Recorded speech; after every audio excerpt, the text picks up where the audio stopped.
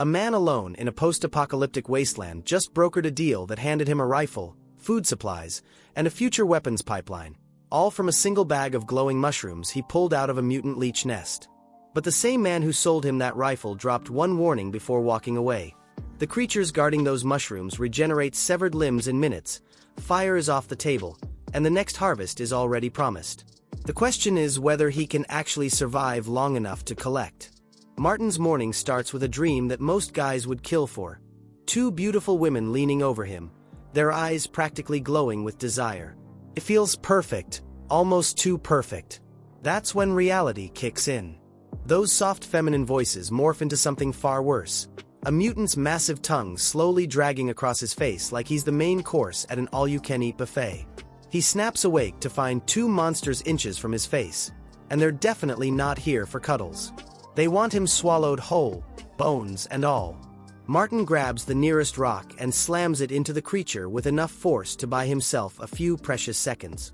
He's been surviving in this post-apocalyptic hellscape for months now, getting pretty good at staying alive. But lately, the mutants have been getting angrier, and running speed is becoming just as important as raw strength. The two-headed hyena isn't particularly strong, thankfully.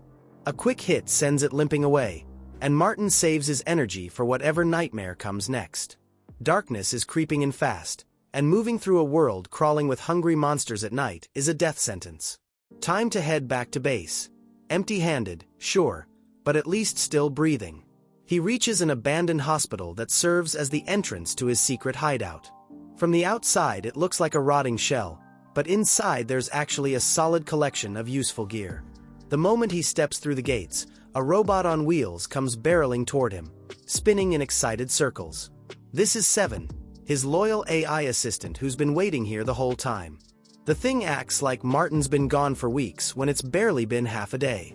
Seven has been running this base since Martin took over 5 months ago, and honestly, the little guy's become indispensable. This place belongs to Martin alone, a safe haven in an ocean of danger. Well, mostly safe. The supply situation's getting tight, which is a problem. See, Martin's got responsibilities now. His main job, recruiting people from regular Earth into this world using the normal internet. That's right, this game-like reality he's living in isn't just real for him. 5 months ago, he was nothing but a sales manager. One day he closed a big deal, decided to celebrate with a few drinks, then felt this crushing tightness in his chest followed by a high-pitched sound that scrambled his consciousness. That moment changed everything. When he opened his eyes, he was here, and there was no going back. At first, he thought it was some elaborate prank on a movie set. That's why he ran like hell, desperately searching for the exit. But the wasteland stretched on forever, and when he caught his reflection, he realized he'd become someone else entirely. That's when he heard the high-frequency sound again and saw the system notification window for the first time. The system had assigned him a role: scavenger. His first instinct was to call the police, but his phone was long gone. He wandered aimlessly all day until hunger became impossible to ignore. By pure luck, he stumbled onto a human settlement. It looked empty at first, but deeper in he found 2 settlers who seemed off. Before he could process much, a rough voice demanded to know which shelter he came from. The language should have been foreign, but somehow Martin could speak it fluently now. A man named Walter pressed a gun barrel to Martin's head, patience running thin. Martin smiled nervously and said he'd ended up here by accident, just passing through looking for food. The next second made it clear Walter wasn't joking, but the shot wasn't aimed at Martin. It tore into a giant creature that had gotten too close to the settlement. Old Walter warned him that the wasteland is no place to mess around, and wandering without a firearm is a quick way to become monster food. That was 5 months ago. Martin's learned a lot since then. This is a parallel world born from the Great War, teeming with mutated animals and marauders so vicious that everyone needs a weapon on hand at all times. But the big question remained: where was that high-frequency sound coming from? He'd only get his answer later, after meeting the real experts who knew this place inside and out. For now, he heads back into the abandoned hospital.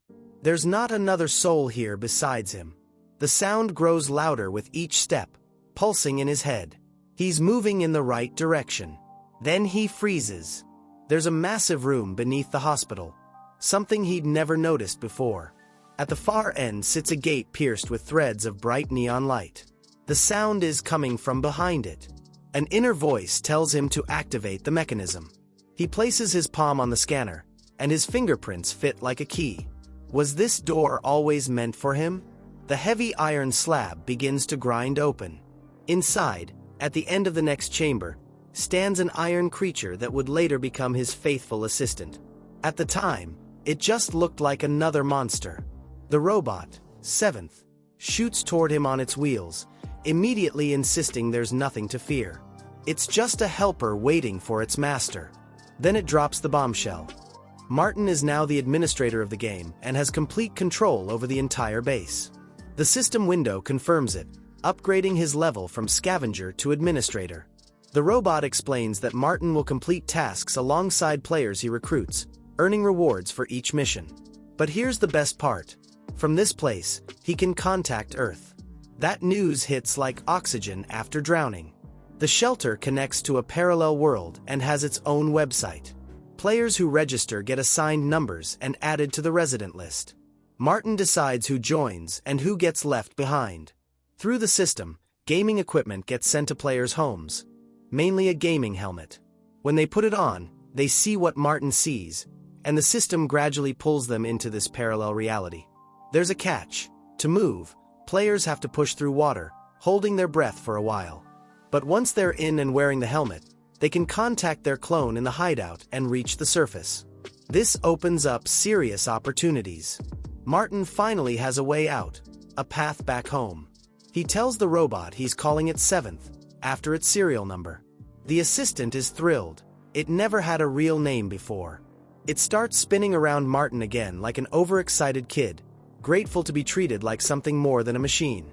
Seventh might be a bit simple, but its ability to summon and gather players is incredible. Meanwhile, back on Earth, it's nighttime. A guy in a men's dorm is still awake, hardly believing the game this unknown administrator invited him to actually exists. The admin promised full immersion, the highest level of detail. Martin, sitting at his computer in the new shelter, keeps typing. He spends days recruiting participants, taking only short breaks for food. The recruit's name is Rodri, and he's carefully reading about the locations he'll visit. If this game is real, then the women he created before will become real too. He's already imagining how they'll all please him. After all, he gave them life.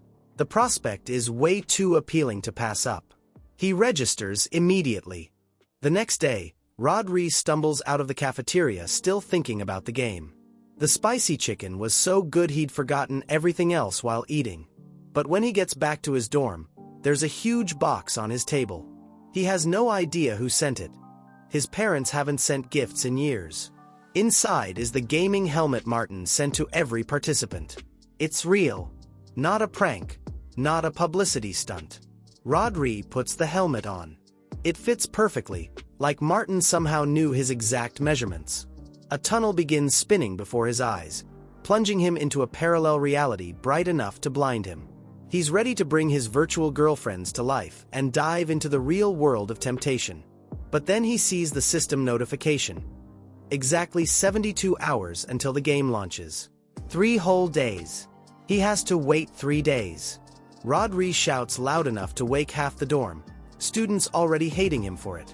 But Martin's pleased. The guy agreed to join that quickly, which works in the administrator's favor. The chat's been buzzing about the new game, and plenty of users are ready to become players. They're asking for different helmet models, and Martin promises to get everyone the right one. Each helmet syncs with only one player, creating one account. It's good he reached out to people he used to spend time with. No need to worry about strangers. After his grandfather's death, Martin cut ties with all his relatives. Everyone on Earth probably thinks he's dead. Seven appears beside him, and Martin reminds the robot that their site is way too basic. They need at least a forum. Initial construction requires manual labor, so they need to recruit more male players. The main page should catch guys' attention. Maybe put a beautiful girl there. The strategy works immediately.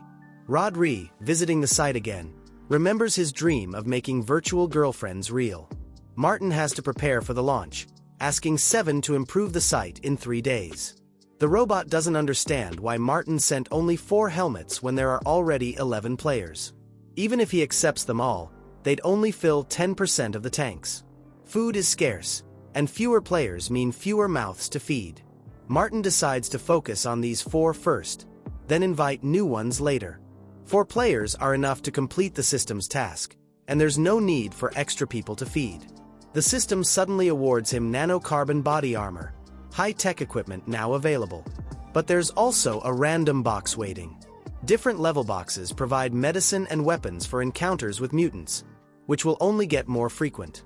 He could spend 5 points on a regular box or save up 100 and get a weapon. But there's no time to think. A new task appears in his journal. Reading quickly, Martin realizes the mission gives him 100 experience points at once, enough to cover all expenses. He decides to use the reward to open the weapon box right now. Seven carries out the order, and soon an inventory box begins to open. At first it looks like a blockbuster special effect, the floor covered in acrid steam resembling smoke after an explosion.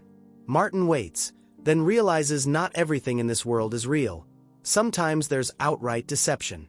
The rewards don't impress him at all. This doesn't look like a formidable weapon. If he needed food, the system could have been more generous than a few pieces of candy. But among the fallen items, he spots a note. If this is the 5th item in the inventory, he should have read this letter sooner. Opening it, Martin sees words written in the local language of the parallel world. He's surprised he can not only understand it but read it too. Unfortunately, the note was left by the previous administrator, who took everything valuable from the inventory, leaving only junk behind. But someone managed to develop this technology in an era of human extermination. Seven doesn't know the previous administrator's name. Its program launched only after Martin entered the shelter. There should be information about them somewhere, and Martin activates the hologram to search the archives. In the last war, both sides didn't just destroy their enemy, they perished alongside them. After the war, humanity entered the wasteland era. But the robot never finds anything about previous vault administrators. That issue will have to wait. The players arrive in exactly 3 days. Right now, Martin's going to take a walk and stop by the recycling center. He tells Seven to stay in charge and leaves to complete an important task. He decides to visit the survivors' camp to get supplies probably left there. The road from the shelter is dangerous. Even a mouse couldn't slip past the 2-headed hyenas. Their entire appearance screams wild hunger, and catching their eye is mortally dangerous. But it happens anyway. The hyenas smell him from far off. On his way to camp, he encounters 2 hungry ones. It's the most unpleasant meeting in recent memory.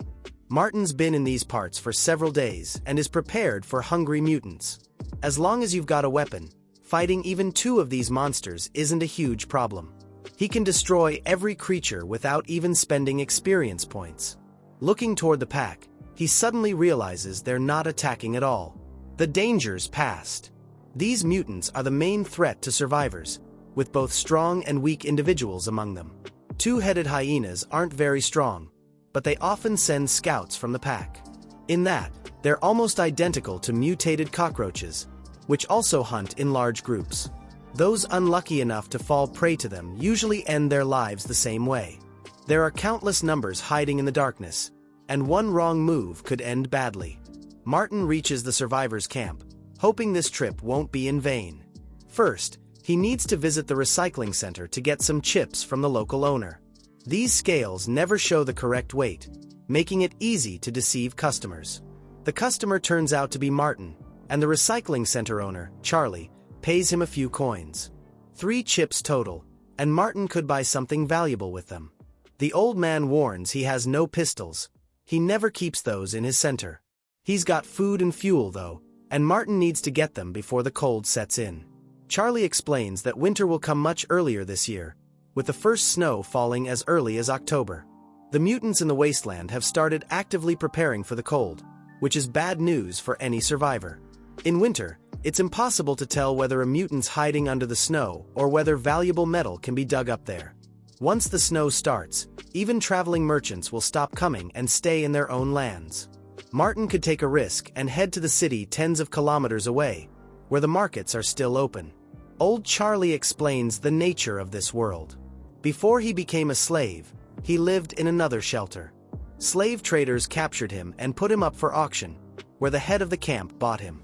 After that, Charlie was tasked with dealing with scavengers, and he would have completed the task if chaos hadn't erupted. Maybe he would have become an engineer, a doctor, or even a scientist like his ancestors. Charlie plays a significant role in Martin's life. Today he asks him to be more careful in these wastelands. The old man looks after him, mistaking him for a survivor from another shelter, not knowing his real story. In the end, Martin only manages to get 3 chips, unlikely to exchange them for anything worthwhile. Counting his total, he realizes he's got 50 pieces now. He's holding the fortune of an entire family, but even that won't be enough to start building a shelter. First, he needs to restore the area around it and purchase the necessary tools. This game is hyper-realistic, which means players will start developing from the very bottom. He'll have to remember his regular job and use whatever tools he can get his hands on. Food can't be forgotten either. In the first weeks, none of the newcomers will be able to hunt well. Once the clone synchronizes with the player, it becomes a living being, which means it needs food. If food demand isn't met, new players will resort to extreme measures. He has to get enough food to feed 5 people for a whole week, even if they only eat twice a day. These players can be considered expendable, no point bothering to find quality food. He decides all he needs is green wheat from a nearby farm, which will become the entire diet for his new players. On the way, he suddenly meets a girl who's found herself in an open area for some reason. Belle quickly apologizes for scaring Martin, admitting she shouldn't have hidden like that. Strange sounds were coming from his hideout, and Belle thought someone was trying to rob him. In the future, she could look after Martin's house when he's gone, if he doesn't mind. She has nothing to do in her own house anyway. Martin warns her not to go near strangers. It could be a bad person instead of him. But Belle says she's no longer a child and could be considered old enough even to get married. Martin was never a bad person, and when she was very hungry, he fed her fresh soup. This time he also doesn't meet her empty-handed. So Belle won't get angry, he hands her a candy. Without even removing the wrapper, she tries to bite into it, forgetting the sweetest part is underneath. Martin understands local children aren't used to such rare sweets, so she needs a little help. He removes the wrapper, making it much easier to enjoy the lollipop this kind girl has long deserved. She's genuinely surprised by what Martin did and just stares at the candy for a long time. In the real world, this child would still be in school, but instead she has to endure nothing but hardship. She immediately realizes this candy is so delicious she's never tasted anything better in her life. Few children from local settlements are as lucky as Belle. Not everyone has such a good friend. Martin gave her a taste of something commonplace for all children in the real world. Belle's happy to taste sweet candy for the first time in her life and loudly thanks Martin for the gift.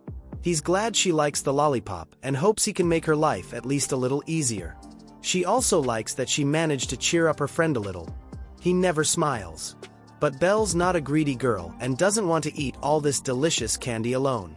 Martin has to try the lollipop too, and she's ready to share it with him.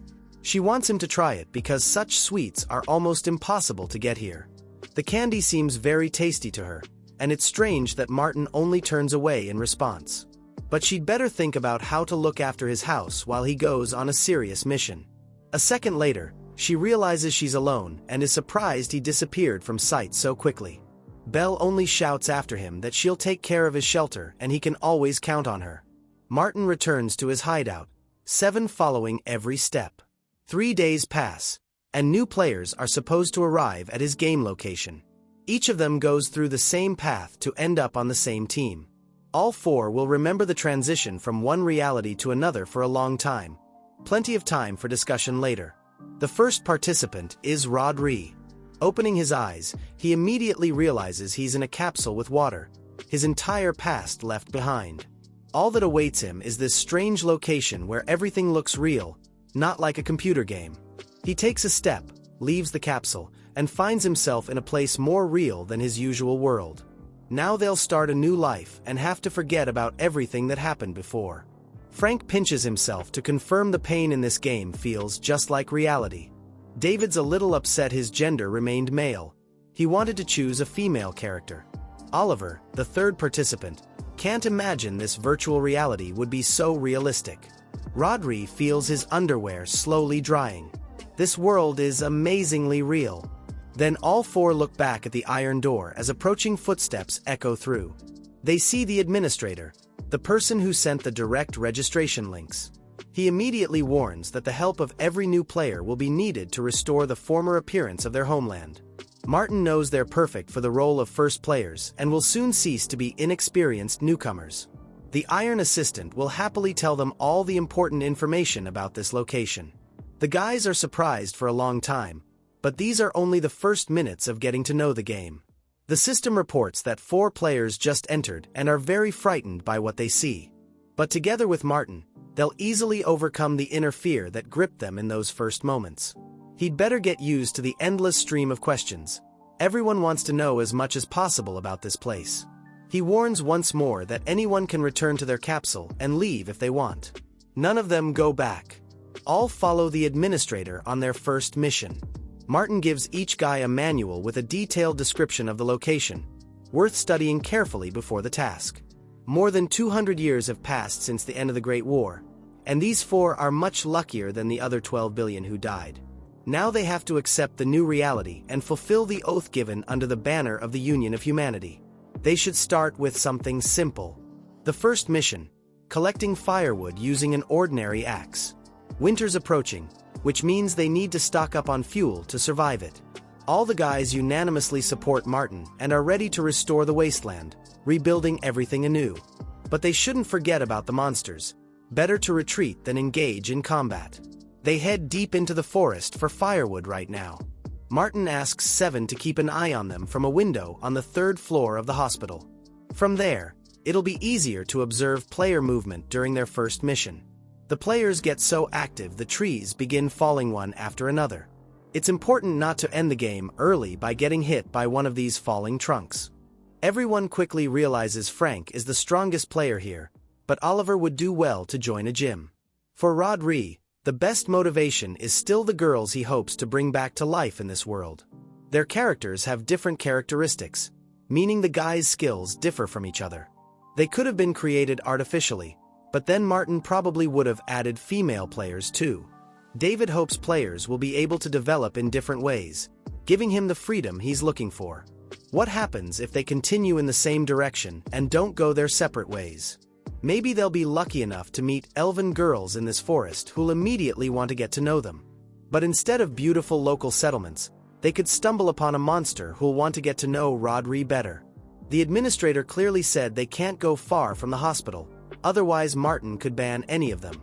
The administrator's orders are paramount here, and all shelter inhabitants have to obey them. As he continues working, Rodri doesn't understand why he has to obey the administrator in everything, as if he's replaced God. The very next second, he's about to receive an answer to that question, and the answer won't please him. He suddenly feels uneasy from the drastically changed atmosphere. But what's happening? A second later, something hits the ground at high speed, as if a rocket flew nearby. He falls to the ground, trying to make out in the sky the creature that's become the first danger in this world. He just almost got killed, and the creatures in the sky are to blame. Then he realizes in front of him is a real winged monster that looks little like an ordinary bird from his world. Ordinary birds don't hunt people with the kind of ferocity he sees in this hungry monster's eyes. The robot's carrying out a task for its master and is first to notice the attack. Running into the base, it reports they've got serious problems and can't do without Martin. Carefully studying the system notification, Martin realizes he's been a little careless and it's his fault. The small print in the instruction manual states he has an active matter extractor at his disposal. According to the manual, even monsters can be used with the extractor if done correctly. For now, he'll postpone getting acquainted with this equipment, which will let him obtain material for creating clones. The problem's too urgent, and Seven reminds him again about the mutant attack. A huge bird attacked the players north of the hospital. That's the first thing to deal with. Only now does Martin remember none of the players have any experience, making them easy prey. The monster understands the players appeared in the world only recently. Otherwise, they wouldn't be wandering around in such places. These creatures constantly fly over the forest, but only now one of them noticed the players. In appearance, it resembles a huge raven, but from the bird's eyes it's clear it mutated long ago. Rodri never would have agreed to register for this game if Martin had warned him about this in advance. That's something to talk about later. First, they need to find a way to deal with the monster. For Frank, this is a real challenge, and the guys sure with him they have nothing to fear. If the enemy doesn't attack and doesn't come down to the ground, they should stick to the plan and not start a fight. Among all the players, Oliver's the bravest and ready to attack. But a second later, he realizes his partner instantly disappeared from the spot where he was supposed to cover him. The other players have long since hidden in the bushes and aren't acting as boldly as at the beginning. The monster's still nearby, and one of the guys throws a stone in its direction. Looking down, the mutant sees another player who's very different from all the others. This player has exactly the same stone in his hands, and he's not at all afraid to leave the ambush and enter battle. It's Martin. A second later, he throws another stone, hoping to knock down the bird. This trick doesn't work. Something more interesting is needed against the huge monster. Martin always has the necessary tools with him and can put them to use. Animals in this world are still animals and can't come up with anything better than a frontal attack. But unlike humans, they don't have tools useful in a fight. Even if this creature's brain works better than its relatives, it still won't become smarter than a human. This is exactly what can be used. Plus, Martin's got a lot of experience. Throwing a metal rod at the mutant with precision, he pierces the bird through and through, ending the duel. This fight's over before it even started. They have to believe this guy's really strong. Even Frank, who volunteered to fight first, ended up running into the bushes along with everyone else. And yet, the administrator kept his promise and was there when help was needed. The roasted mutant makes a great dinner, quickly skewered and cooked in the fresh air. There's no need to worry about the meat's edibility since Martin fried it well himself. At the same time, he explains that not only birds and land animals can mutate. Some bacteria are also subject to change. Mutants are one of the threats each of them now has to fight. In some cases, humans can be more dangerous than any mutant, and it's a shame they behave the same way as in the normal world. The food should be ready soon, and in the wasteland they won't be able to eat fried meat every day. They could put leftovers in the refrigerator, but only the leader of the survivors' camp has such an item. The boys hear for the first time about the camp leader, who's been living in the castle for a long time with his group of survivors. Rodri dreams of one day crossing the threshold of his own castle, where beautiful maids will greet him with smiles. Surely one of these lovely girls could warm his bed, though it'd be much better if there were 3 such maids at once. Just in case, David asks how much firewood their group needs to collect to complete the task. They need as much as possible. If winter turns out too cold, they risk serious trouble. But the main concern is keeping these guys from doing stupid things so Martin doesn't have to bail them out later. He could come up with bonus points the kids can exchange for valuable rewards. For example, a stick as thick as an arm sawed into meter-long pieces could count as 1 point. If it's as thick as a thigh, Martin suggests taking it for 2 points.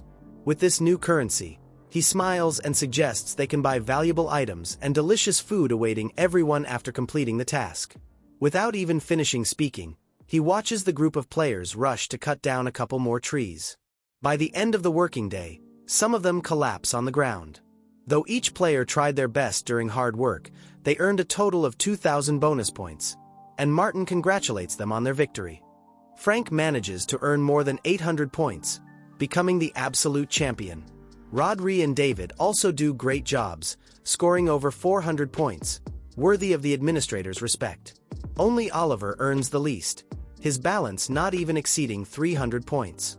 These guys do much better than Martin expected and behave in a united way, sharing food with Oliver. If Martin had given them just 2 candies for cutting down 100 trees, they would have tried to cut him down next. Players can exchange bonus points for items and receive coins for resurrection, which usually takes 3 days.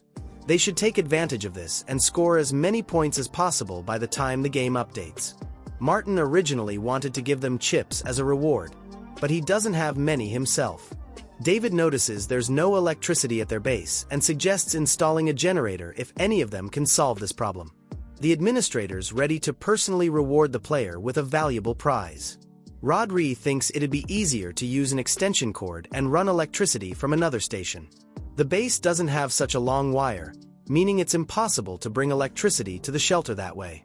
It's already quite late, so it's time to go home and leave this until tomorrow. Though it's not yet dark, a new day will soon come in the real world, which these four won't meet. They have to get used to their new world, and Martin's ready to do everything to make it easier for the players to learn. The robot reports that the physical condition of the clones has been updated, and Martin can see it for himself. Every time a player logs out, the capsule automatically scans their clone. The system quickly determines that Frank's DNA gives him the physical strength, making him stronger than other players. The progress of genetic development depends on how strong the specific genes in the DNA are. At the moment, progress in developing the 4 activated genes is close to 0, and 7 warns about this in advance. So far, they can only stimulate survival instincts and train their bodies through physical exercise. With this, they'll be able to easily raise their level, and their innate talents will only help. But in the future, they need to learn to train only those areas requiring special development. Meanwhile, in the real world, it's already dawn. In the professor's dormitory, Oliver's day begins differently. Holding the gaming helmet in his hands, he understands his life will change forever from that day on. All he has to do is ask Professor Christopher about the electric generator when they see each other at lunch. Entering the dining room, he suddenly realizes the table where Christopher's supposed to sit is free. The young professor himself only recently found himself in the cafeteria and is greeted by loving students. The professor's already gotten used to being joyfully greeted by a crowd of female students and waves back in a friendly manner. They're crazy about his youthful appearance and how beautifully he can communicate with students. But Oliver's a different person altogether and prefers to pretend to read a news magazine.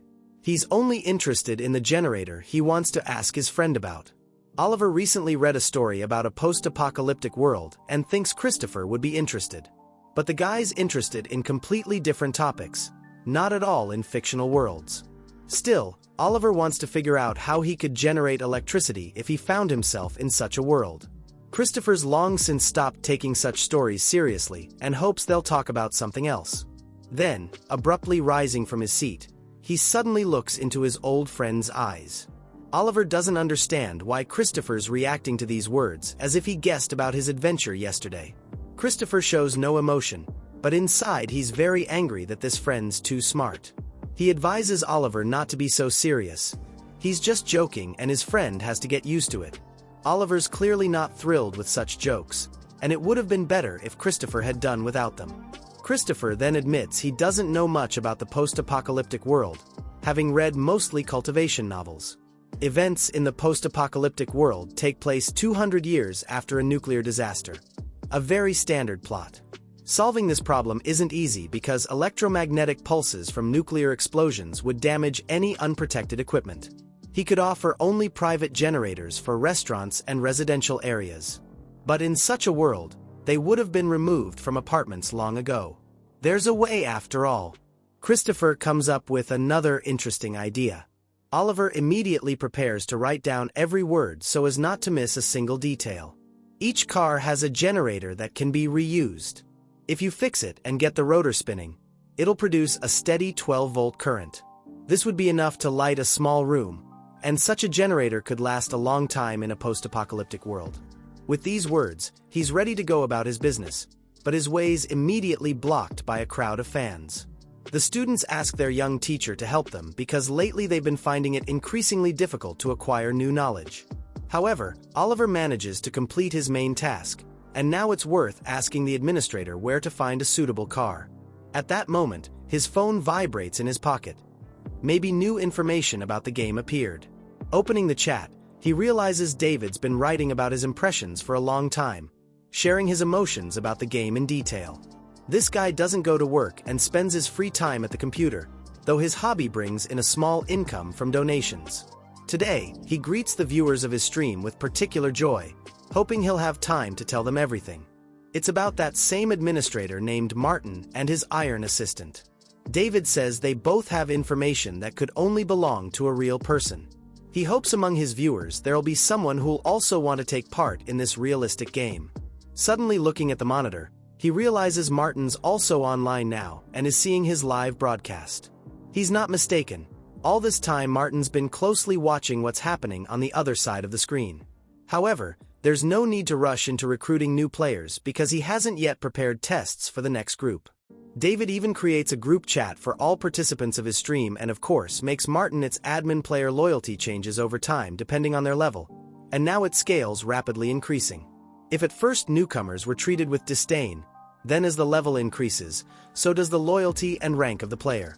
To increase the loyalty level as quickly as possible, they need to complete the missions the administrator gives. Rodri even gets a nosebleed when he sees girls whose loyalty could reach an absolute level. Now it's possible to see the full information on the official website, and it's time for Martin himself to work. The first synchronization with the clones went well, and they can proceed to the next stage of the plan, syncing with their clone within the game. Players need an official gaming helmet. Suddenly, Martin asks his assistant if he could connect his consciousness to one of the clones if he could get his hands on such a helmet. Unfortunately, Seven doesn't have Martin's DNA data, so it's unlikely to be able to use clones. But there's no need to be so upset. Maybe there's another way to solve this problem. For example, Martin's characteristics are an order of magnitude higher than any clones, which means they could use this somehow. It's strange his DNA wasn't in the database. Was Martin's appearance not part of the first administrator's plans? At that moment, the system sends him a new notification. This time, another reward awaits. Now he's got enough points to open a mid-level box, and it's worth trying right now. Opening the inventory, he immediately realizes the prize he received doesn't live up to expectations. Instead of a heavy weapon, he receives an item that can only slightly increase his strength. It's strange, but this thing's been kept here for 200 years already, and its properties should have dried up long ago. Seven reminds that everything here is of the highest quality, meaning this item will work too. Since the robot's so confident, Martin moves from words to deeds to try it on himself. After introducing the solution into his body, he waits for the substance to react with blood molecules. Only after this will his strength increase, meaning other inventory items will also work. But after testing his strength, he realizes the solution expired and his strength remained the same. No effect is better than a negative one, so Martin might have better luck next time. The guy draws conclusions early. After just a second, he feels the first changes. His whole body suddenly goes numb, and he can even feel a wave of warmth approaching his heart. Martin's already ready to receive power that'll allow him to complete tasks much faster. However, several minutes pass, and apart from a surge of warmth to the heart, nothing happens. After all, this drug had an expiration date, and after 200 years the solution probably lost its properties. Waving his arms in the air, he hopes he's wrong. But in the end, he has to accept failure. Seven can easily examine his body and check all the new properties. Though the level of genetic development didn't change, the strength and physique characteristics increased by 1 point. 1 point of strength and constitution corresponds to 20% of the physical strength of an ordinary man. Suddenly, Martin turns to the robot and quickly asks what time it is. It's exactly 4 in the morning, meaning new players will soon appear online. In an hour and a half, they can expect to be connected to the first player. But now it's time to prepare a little. Fortunately, Martin has mechanical assistants ready to do the most routine work. The system's updated again, and instead of one task, several appear on the monitor at once. Completing 20 tasks at once would give a total of 150 bonus points, though you could die from fatigue after that. Martin understands that without electricity, all his players will turn into an unbridled tribe, gradually sliding back to primitive life. But with electricity, he's promised the luxurious life of an aristocrat. Though this is only in his fantasies, nothing will be resolved on its own if he just sits and waits for a miracle. Right now, yesterday's discussion in the chat comes into play. After such advertising, the list of players could even be replenished with girls. The advertisement says the game should only be played when the wife's not home, otherwise a flood of jealousy will be inevitable. Such advertising strategies are long outdated, and it's necessary to come up with something better to attract people. He can already imagine how the girls who become new players will quickly start complaining about the boredom of this stupid game. The application form needs to be moved from the first page of the site to the second. The easiest way is to entrust this to his assistant.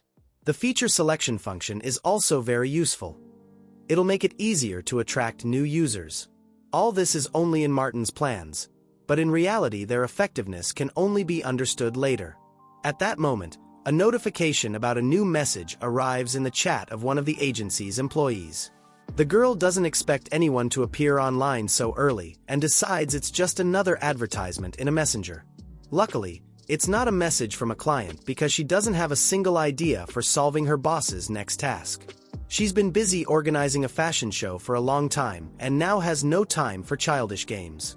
The number of messages grows with each passing minute, forcing her to take a break from work for a while. As she looks through the messages carefully, she realizes the users aren't only children and high school students. The new game administrator named Martin is probably a developer and knows how to edit the site's pages. It's interesting to see what he did this time and how the site design changed. On the very first page, she sees a new advertisement, making her read for a while. In the advertisement, Martin talks about all the benefits that items found in the game provide. The player can quickly increase their agility level, and their reaction speed will instantly increase. They'll be able to easily dodge bullets while all other players become easy targets. Physique determines the player's survivability and resilience, which mainly affects the speed of health regeneration. Intelligence has many advantages and isn't the same as logical thinking. Using intelligence, the player can easily predict where to hunt to avoid encountering dangerous mutants. They can find objects even where everyone else would have passed them by. Obstacles await players at every step, and only with the help of new abilities can they avoid defeat. But the girl doesn't find anything new in this game, meaning the administrator didn't bring anything outstanding either. The main difference is that each player can choose their own appearance and complete missions in that form. In life, you can't choose who you'll be born as. And in the game, just like in life, everything's determined by the uploaded DNA. This news makes her very happy because such a transformation looks more like plastic surgery or fashion industry trends. She finally finds her inspiration and even stands up from her seat, continuing to read.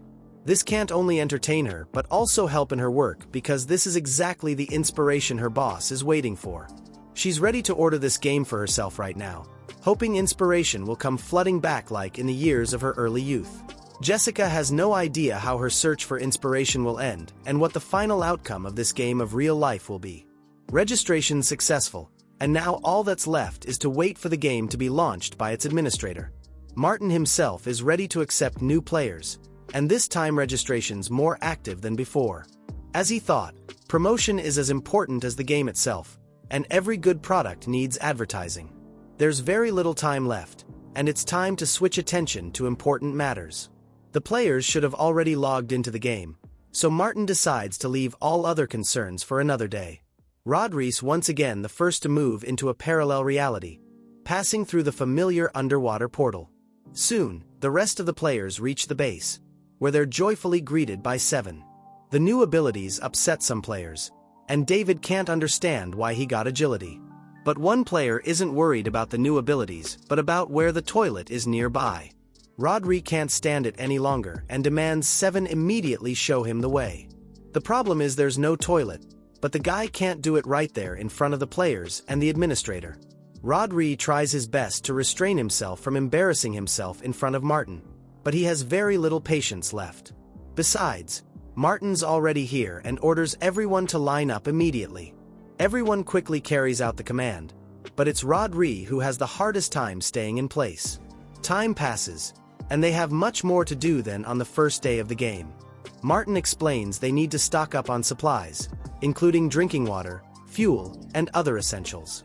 Finally, Frank can stretch his muscles again, and Oliver can show off his intelligence, which never failed him in the real world. Well, if no one else has any questions, they can begin the task.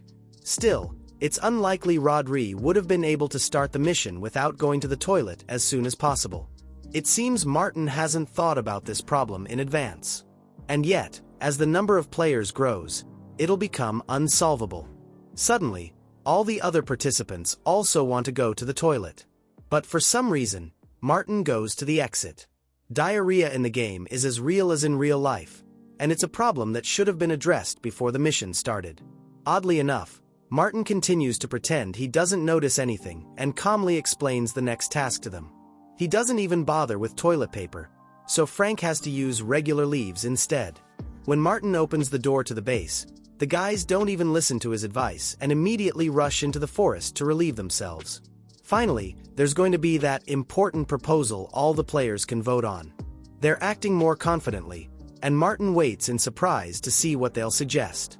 David takes on this role, suggesting to the administrator that he build a toilet right on the base. It'd be easy to dig a deep pit for waste and build a booth over it to keep out the smell. Frank suggests approaching the matter wisely and even processing feces into fertilizer that'll be useful in the future. Martin should think about this proposal if he's serious about recruiting a large team, because fertilizers can be stored in sacks in a warehouse. After all, in the real world, feces and manure have long been collected to then be sold to farmers. David recalls that in his hometown, feces and organic matter were mixed in a sealed boiler to produce biogas. This biogas can be used for methane-powered batteries and to build a real power plant for the toilet. There's no biogas boiler here yet, but if everything's done correctly, they can generate their own electricity. Yes, it's a good idea, and his new players turn out to be much more useful. But they need a lot of sealant and containers to store the gas. But where can they get all that? Luckily, the wasteland's full of plastic, especially bottles and garbage bags. The guys just have to look around because there's a lot of useful stuff to be found in the area.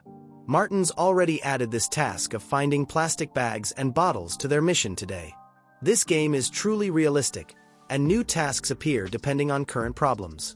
Before starting, Oliver decides to ask the administrator one more question. The question's about the generator because he's been thinking about a way to generate energy for a long time. If they found an abandoned car nearby, they could take the generator out of it and use it to generate electricity. Looking at Oliver, Martin understands this guy has a reason for having such high intellect. He immediately agrees with this idea, but he has one important condition for all players. There are hordes of mutants in the wasteland, meaning it's too dangerous to be outside right now. So it's necessary to choose one more person who'll go with Oliver. Would there be any brave volunteers? It's clear the fear of the newcomers is much stronger, and none of the players dare step forward. If anyone decides to test their strength, they can do it right now because the moment's most opportune. It seems Rodri can easily decide on this role, and Martin's somehow confident he can cope. It's impossible to disobey. So Rodri agrees to carry out any order from the administrator. Now he needs to get his gear and finally stop being the new guy among all the others. Following the indicated route, the guys quickly reach the desired place in the wasteland. Right in front of them is an abandoned parking lot of old cars, and all that's left is to find a working generator in it. It's not surprising the administrator didn't believe in success because everything's been taken from these cars long ago. There's nothing around resembling a running car, and their generator's definitely already at one of the black markets. Since they've come, Oliver thinks they should at least take something valuable. Oliver looks around carefully as he passes abandoned warehouses and rotten cars. Finally, he comes across a heavy hatch cover and tries to open it alone. This guy has high intelligence, not physical strength like Frank. Rodri warns that in the future he needs to ask for help and not pretend he can handle everything himself. Together, it's much easier for them to open the hood of the car, which seems newer than the rest of the pile of scrap metal. It's unlikely anything valuable can be found here, but the guys decide to give it a try anyway. Taking a closer look under the hood, Rodri decides this is the same generator. All they have to do is find a way to get it out.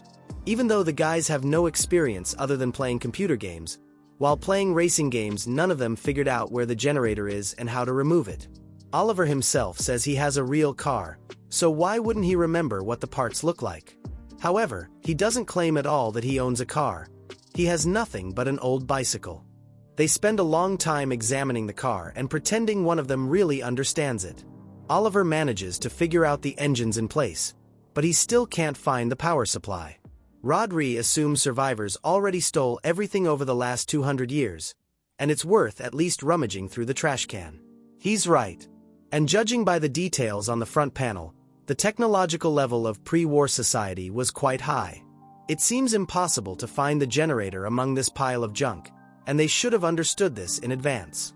Suddenly, Oliver hears Rodri loudly rejoicing at the find and goes to look. He hopes he found the generator, but instead something else awaits him. Rodri comes across a huge underground tunnel accessed by high stone stairs. At first glance, the tunnel seems safe, but Martin warned against getting into trouble. No one will tell the administrator where they're looking for the generator, so it's worth at least examining the tunnel. All this time, Rodri hoped to meet beautiful captives here. Having freed them, he'd become their hero. Having destroyed all the goblins and freed the girls, he's sure they'd want to thank him. But Oliver continues to think only about the generator, which they could also accidentally find in the dark corners of the dungeon. It's great the guys have the same goal, even if their motivations are different. Before the mission, Martin warned that if they encounter a mutant, they should immediately run away without engaging in combat. It's unlikely any of them would dare fight the monster, so the guys slowly and quietly descend into the underground tunnel. The local mushrooms immediately seem strange to them and aren't at all like ordinary forest mushrooms. Rodri's never seen such mushrooms in his life and decides to take a few with him. They look interesting and glow as if they have neon lights instead of caps. In the end, the guys collect a whole bag of these mushrooms, deciding Martin will figure out what to do with them. The guys collect almost everything they can carry in the tunnel, and it's time to return. But Rodri's not one to stop halfway and decides to go a little deeper into the tunnel. At the last second, Oliver shouts loudly to him about the danger, but it's too late. While catching up with his friend, he almost collides with him when Rodri suddenly freezes in place. His frozen gaze speaks for itself, expressing only the wild fear Rodri can feel in such a situation. He experienced the same fear when he first met the giant falcon. But he was lucky to escape unharmed that day. There's no flying creature here. But somewhere in the darkness of the dungeon, there's something more dangerous lurking. There's no point in staying here, and Rodri runs as fast as he can toward the daylight at the end of the dungeon. He sees the giant mouth of the mutant before Oliver, which has been tracking its future victims all this time. Meanwhile, the other players also aren't sitting idle and are completing the administrator's tasks. Martin's willing to reward them with 200 points for installing the toilets because they worked hard. In the future, they'll have to store feces and urine separately because the mixture becomes too viscous. There's a stream within a kilometer radius, and they have to be careful before washing in it.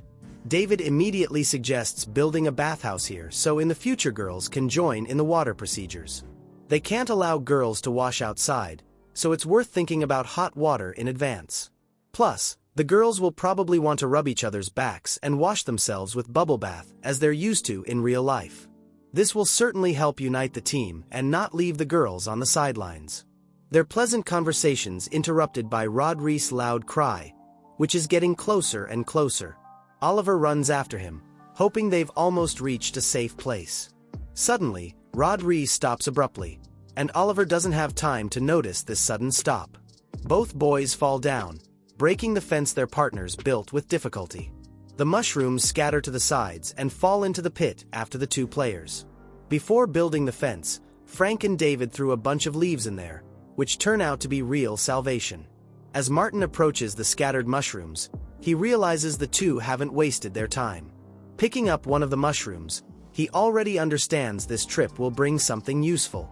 They actually managed to find something worthwhile. And only in the future will Martin learn everything about these mushrooms.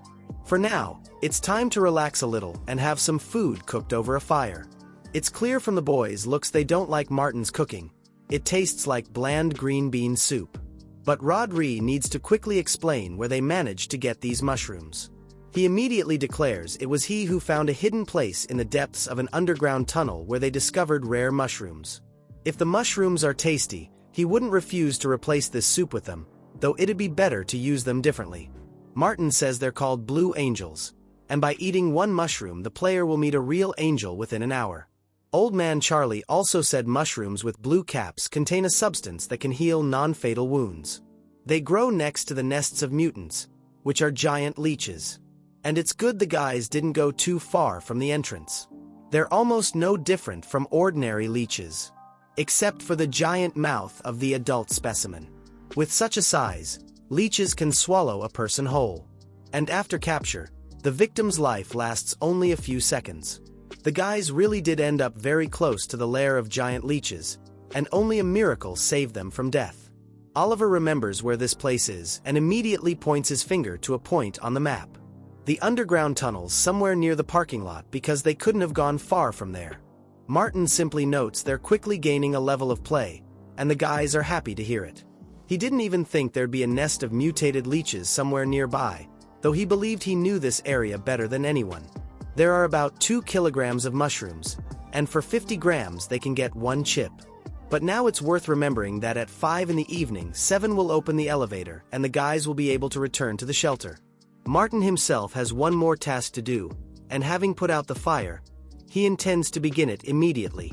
When Martin steps aside, the players begin to animatedly discuss the price for these blue mushrooms. David finds it strange they only got 20 points each, since it's like chopping down a couple of trees. Not only did they discover new territory, but they also collected valuable materials, so the reward should be much higher.